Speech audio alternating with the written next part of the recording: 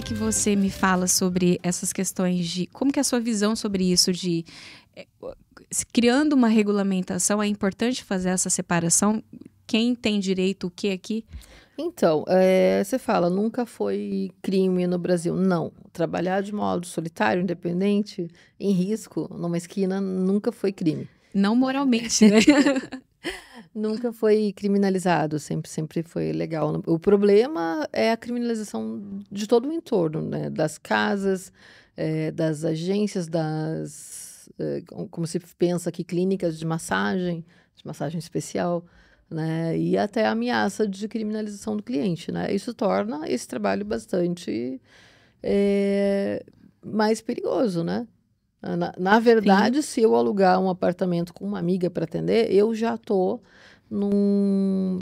Já tá nesse pacote Já de estou nesse criminalização? pacote de criminalização, né? Caramba. É como se uma estivesse agenciando a outra. Então, isso é criminoso, é ilegal, enfim, isso cai nisso. A questão de CLT, na minha opinião, não se aplica, né? Não se aplicaria. Eu acho que na opinião da maior parte das pessoas, né, que pensam esse tema, não se aplica a ideia de CLT. Por quê? Porque a CLT te dá muitos direitos, mas também te dá muitos deveres, como, né, um horário mais fixo, dias mais fixos, e nem todas têm essa coisa de trabalhar sempre no mesmo lugar, enfim. É uma coisa que a Indianara Siqueira me convenceu disso, que CLT não é um modelo ideal para isso. No entanto, e aí a gente teve muita discussão dentro do movimento e segue tendo,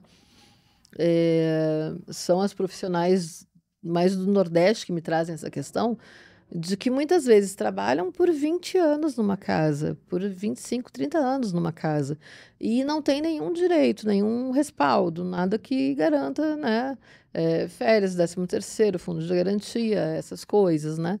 Então, talvez para algumas modalidades a CLT pode ser aplicada e para outras é melhor não. Então, acho que ele tem que ter essa flexibilidade, como em relação a outros trabalhos, né? Que a gente pode hoje exercer por MEI e por CLT também. Então, Uhum. E aí, a gente fala de novo da questão de educar. E quando a gente fala educar, não é só a questão moral e de limites e tudo mais, mas tem tudo isso por trás, assim, uma rede de burocracia que a trabalhadora deveria entender justamente para ter essa análise, fazer essa análise sim, crítica, se qual é o melhor para mim, né? É sim. isso que você falou de passar 20 anos trabalhando no mesmo local. Realmente é uma situação que... Como que você faz? Sim. Porque se ela vai trabalhar ali de forma independente, é interessante então que ela tenha uma educação no sentido financeiro, no sentido de documentação ali e tudo mais, para ela saber gerenciar aquilo mais. Sim. Só que toda vez que a gente fala de educação no Brasil, dentro dessa classe, parece que a gente está sempre fazendo apologia em relação ao trabalho. E não é. É essa necessidade de você educar essas pessoas, levar conhecimento para essas pessoas que estão ali, justamente para elas não serem abusadas de nenhuma forma. Então, essa questão, eu também acho que...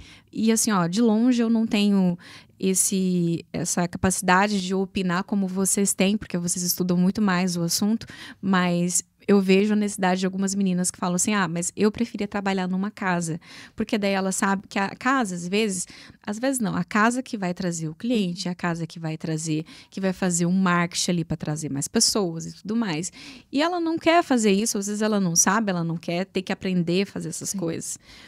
Mas realmente mas e daí? Quando chegasse um cliente que, teria também ali umas regras que limitassem também o que esse cliente poderia, o que não poderia fazer, né? E aí também tem que pensar nisso.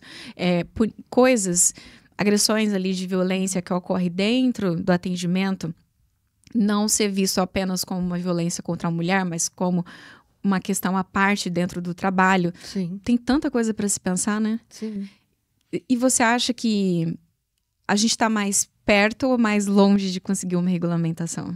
Nesse momento a gente está mais longe, né? O único PL que propunha isso, ele nunca foi à votação, foi definitivamente arquivado já há alguns anos e não será, né? Não tem essa possibilidade de ele ser desarquivado, né? No momento as redes discutem modelos, mas daí a ter alguém que leve essa pauta adiante, que tenha coragem de levar essa pauta adiante e levar uma proposta de regulamentação, corre um longo caminho, né? Isso aconteceu com Gabeira, depois aconteceu com João Willis, que junto com, né, Gabriela tinham esse acordo um com o outro, né? Quem for leva as pautas do outro e foi muito atacado, enfim. E hoje em dia o que eu vejo, né? A gente não tem mais um governo extremamente conservador. Mas nesse momento, por exemplo, a gente não tem conseguido diálogo nem com o Ministério da Saúde, que era tradicionalmente o espaço de diálogo das trabalhadoras, o único. Né? E nesse momento a gente está, inclusive, com esse diálogo cortado. Porque é uma bancada conservadora? A bancada é conservadora, mas parece que, em certo sentido, o governo está assumindo esse conservadorismo, né? Então, achar alguém que queira, mesmo a gente tendo hoje já 2 travestis no Congresso, achar alguém que queira topar essa, né, pauta, é difícil. Não é tão simples, né? Talvez seja o momento de preparar trabalhadoras sexuais para estarem concorrendo a esses espaços e ocupando esses espaços, né, de modo a lutar por esses direitos e levar essas pautas adiante. Você nunca pensou em se candidatar? É muito trabalhoso, é muito caro, é muito tudo isso. Mas alguém com certeza já te perguntaram isso, né? Às vezes para me candidatar. A vereadora, claro, você começa por aí, mas eu não quis. Não tive a condição financeira, não tive a condição até emocional, porque você tem que largar o trabalho, né? Eu já trabalhei como assessora de vereadora, né, quando eu não estava... por alguns períodos eu paro de exercer, né? E procuro outras, vamos ver como a gente se encaixa aqui. E eu acho muito, muito complexo, muito trabalhoso. Mas alguém jovem, torço para isso. Mas fique, vai ter todo o meu apoio. Eu também acho que eu não teria emocional para isso, viu? De jeito nenhum. Foi rapidinho, mas valeu a pena, né? Então não se esqueça de se inscrever no canal, curtir esse vídeo e seguir o Acompanhadas e o Fatal Model nas redes sociais.